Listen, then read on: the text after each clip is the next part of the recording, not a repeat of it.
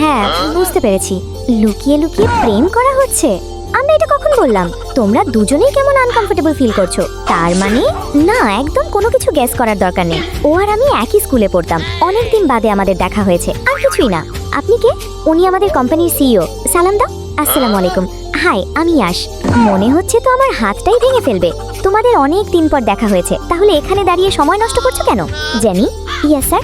ওহ, আমি তো ভুলেই গিয়েছিলাম, ওর সাথে আমার একটা কাজ আছে। আসি, বাই বাই। ওদের মধ্যে তুমি কাবাব মে হাড্ডি হতে চেয়েছিলে কেন? কি মিন করছেন আপনি?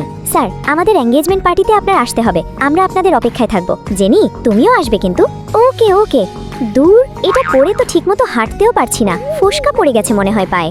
বাবারে, কি ব্যথা! ওর আবার কি হলো? ও হাই, ওয়েটার, আমাকে একজোড়া স্লিপারের ব্যবস্থা করে দাও। ওকে স্যার, এই নিন। আরে, কি করতে চাইছে ও?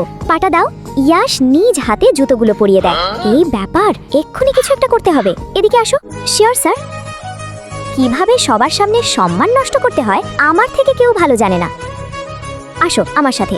সবাই এখানেই তো আছে, এক্ষুনি সবকিছু প্রমাণ হয়ে যাবে। তোমার গার্লফ্রেন্ড যে ডাবল টাইমিং করছে, কাউকে না জেনে জাজ করা উচিত না। আর যদি এটা মিথ্যে হয় তাহলে? রিমি, দাঁড়াও, যদি তুমি ভুল হও তাহলে? আগে দেখো তো, তারপর না হয় বলো। ছেলেটা এক ধাক্কায় দরজা খুলে ফেলে। ওই যে ওইখানে। আরে হুহু, আমি জিতে গেলাম। কি হচ্ছে এখানে? ইয়াশ, দেখো না, ও আমাকে কিডন্যাপ করতে চেয়েছিল। আমি তাকে এজন্য বেঁধে এখানে ফেলে রেখেছি। হ্যাঁ, আমি না থাকলে ও যে কি হতো। কি হলো? Well done. কার আদেশে এসব করেছো? ওই কি হলো বল। কিচ্ছু বলবে না। স্যার, আমি সব জানতে পেরেছি। এসব রোহান ওকে করতে বলেছে।